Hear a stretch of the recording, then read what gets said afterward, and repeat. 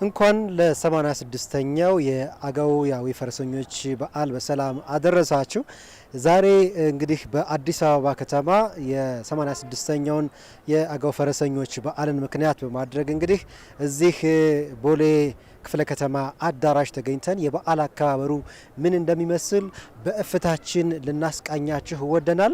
የፈረስን ውለታ የሚያስታውሱበት የሚያከብሩበት የጀግኖቻቸውን የከፈሉትን መስዋዕትነት ለማሰብ ሲባል እየተከበረ እንግዲህ 86ኛ ዓመት ላይ ደርሷል ማለት ነው። ምን አይነት እሴትና ባህል ቋንቋ አለው የሚለውን ሁሉ እዚህ የሚያስተዋውቅበት ትዕይንት ይኖራል። እፍታችን ዛሬ ይህን ወደ እናንተ ያደርሳል። ሁሉንም ነገር ባለችን ደቂቃ ወደ እናንተ እናደርሳለን። አብራችን ቆዩ።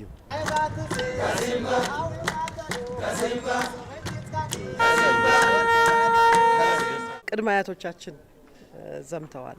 የኔ አያቶች ነግራዝማች ፈንታ የዚህ የአገው ፈረሰኞች አባል መስራች ነበሩ።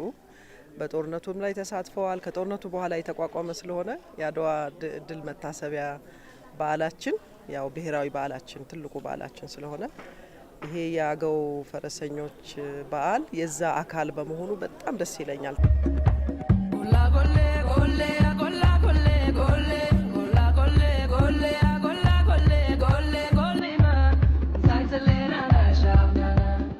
እጅጋየሁ ብለህ የራሷ ፈላስፋ ነች።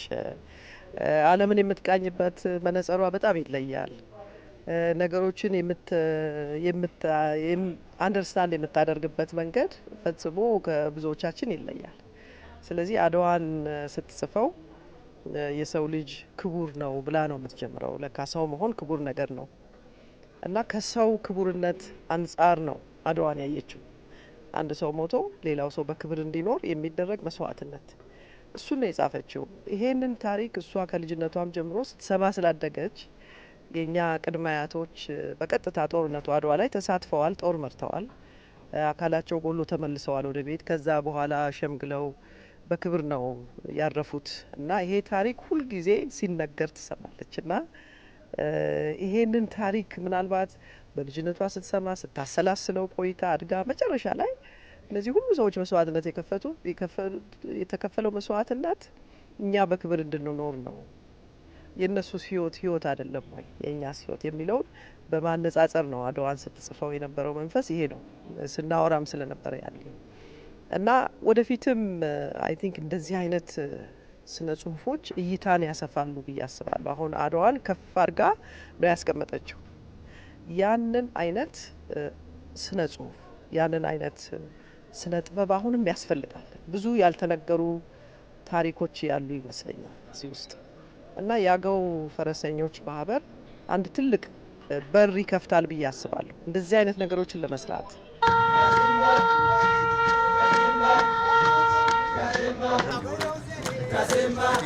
የዘንድሮ የአገው ፈረሰኞች በዓል ለየት የሚያደርገው የአገው ፈረሰኛ በዓል በተባበሩት መንግስታት የትምህርት የሳይንስና የባህል ድርጅት ዩኔስኮ ለማስመዝገብ ጫፍ ላይ በደረስንበት ወቅት ላይ መሆናችን የምናከብረው መሆኑን ነው።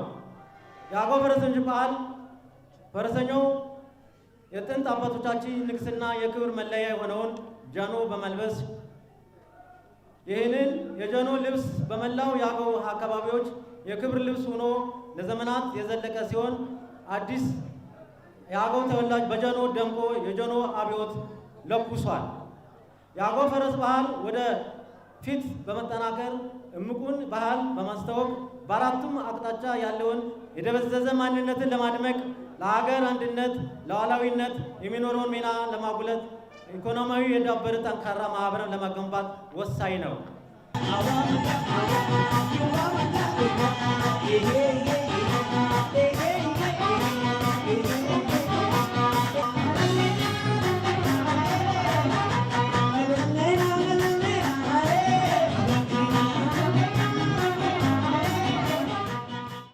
ይሄ ያደረኩት የብር ነው፣ ብር ቅጥል ይባላል። ይሄኛው ደግሞ እርባን ይባላል። ይሄኛው መስቀል ይባላልና ብዙ የሚቀሩ ጌጦች አሉ። ይሄ አሁን እኔ ያደረኩት እንደነገርኩ ግማሹን ነው። እጄ ጋር ያደረኩት ደግሞ አምባር ነው። ይሄን ጌጥ ማንኛውም ሴት ታደርጋለች ማለት አይደለም። ጌጡ ያገባችና ያላገባች ተብሎ ይከፈላል።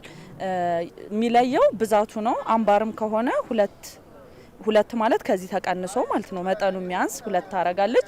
የአንገት ጌጥም መጠኑ የሚያንስ የምታደርገው ያላገባች ናት ማለት ነው።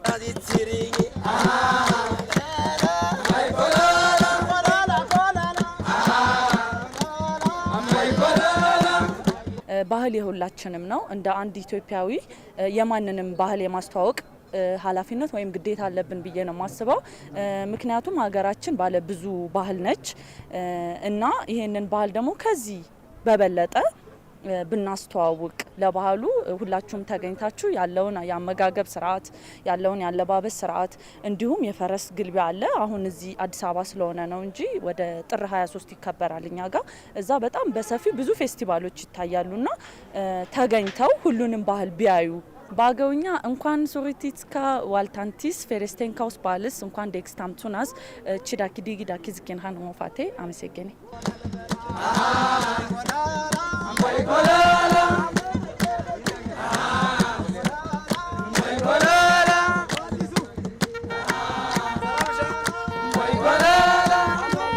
ይህ ታላቅ ህዝብ ታሪክና የታሪክ አሻራ ያለው ለኢትዮጵያና ለኢትዮጵያውያን መሰረት ሆኖ በጣም ከፍተኛ የሆኑ ተግባራትን ያከናወነ ዓለም ዛሬ የሚደነቅባቸውን ታላላቅ ስራዎች የፈጸመ በሳይንሱና በታላቁ ተግባር ደግሞ ስንመለከተው ለመጀመሪያ ጊዜ የእህል ዘርን ያበረከተ ለመጀመሪያ ጊዜ በቅሎ የተባለችን እንስሳ ፈጥሮ ለኢትዮጵያ ህዝብና ለዓለም ያስተዋወቀ በጣም ከፍተኛ እጅግ በጣም በርካታ ዩኒሴፍ ሊመዘግባቸው የሚችል ከፈረስ ማህበሩ ውጭ በጣም በርካታ ስራዎችን የሰራ ታላቅ ህዝብ ነው።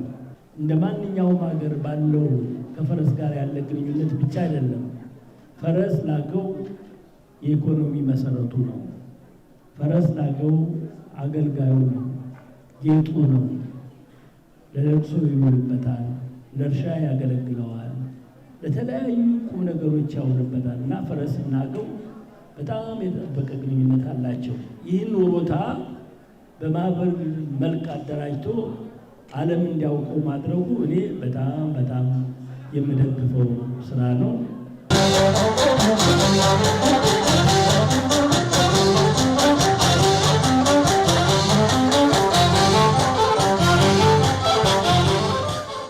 ሰማንያ ስድስተኛው በዓል አሁን ዛሬ ስናከብር የሚቀጥለው ላይ ዩኔስኮ ተመዝግቦ የሀገር አቀፍ ሀብት ሆኖ የዓለም አቀፍ ሀብት ለመሆን የተዘጋጀውን በዓሉን በተሳካ ሁኔታ እየተንቀሳቀሰ የነበርን 5 ኮሚቴዎች ከዚያም ከጀርባ ያሉ ወንድሞች አሉ። 3ኛ ዓመታችን ነው ዛሬ።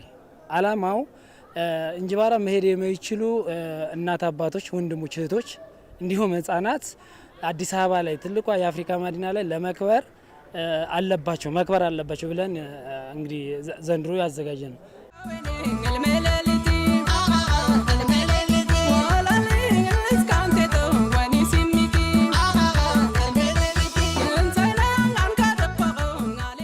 አጋስ አዲናስ እንኳን አደረሳችሁ እያልነ እንግዲህ ማለቂያ ከሌለው የአገው ብራንድ የሆነ ከአብዚ ነው የምንጀምረው። እዚህ ጋር ብዙ አብዚዎች አሉ። በነገራችን ላይ አዊ ውስጥ የሚታወቁ የ7 አይነት አብዚዎች አሉ። ከ7 አይነቱ አብዚ አንደኛው ይሄኛው ነው። ይሄኛው ከሽሮና ከግብጥ ማርሳ ነው የምንለው በአማርኛ፣ በአገውኛ ግን ማርሲ ይባላል። ከዛ የሚሰራ የአብዚ አይነት ነው። ይሄኛው ደግሞ ከበርበሬና ከቅቤ ተመቶ በቀይ አዋዜ ልዩ በሆነ ቅመማ ቅመም ባልበዛው በቀይ አዋዜ የሚቀርብ በጣም ልዩ የሆነ እንግዳ ሲመጣ የሚቀርብ የአብዚ አይነት ነው። ይሄ ደግሞ በጣም በሚገርም ሁኔታ በአዊ ውስጥ ብቻ የሚገኝ የአገው ብራንድ የሆነ አዊ ዶኔዛ ይባላል፣ ወይም የአገው ድንች በመባል የሚታወቅ ጸጉራማው ድንች። ይሄኛው ደግሞ የአይብ አብዚ ነው።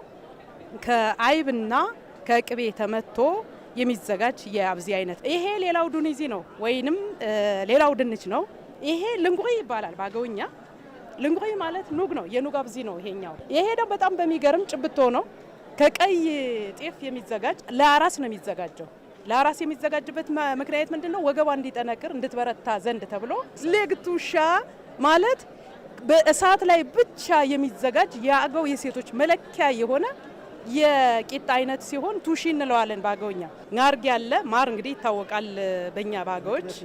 መቅመሲ እንዴታ ዝክቲ ያ ዋንጫ ላይ የሞላ ጥቁሩ ዝክቲ ይባላል። እቺ እንጨቷ ለምን ተሰካች ብትለኝ መቅመሻ ናት። ይሄ ደግሞ ይሄ አይታንና አይልም።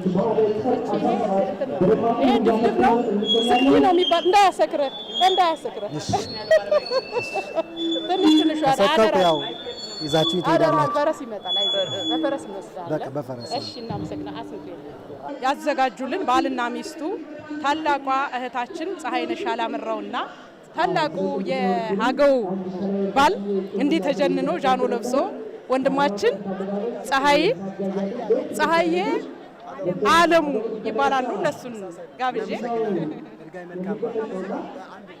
ሚስ አዲስ አበባ ሚስ አገው አዲስ አበባ ሆና የተመረጠችው ቅድስት አክሊሉ ነች። ቅድስት አክሊሉ ወደ መድረክ ጋብዙልኝ።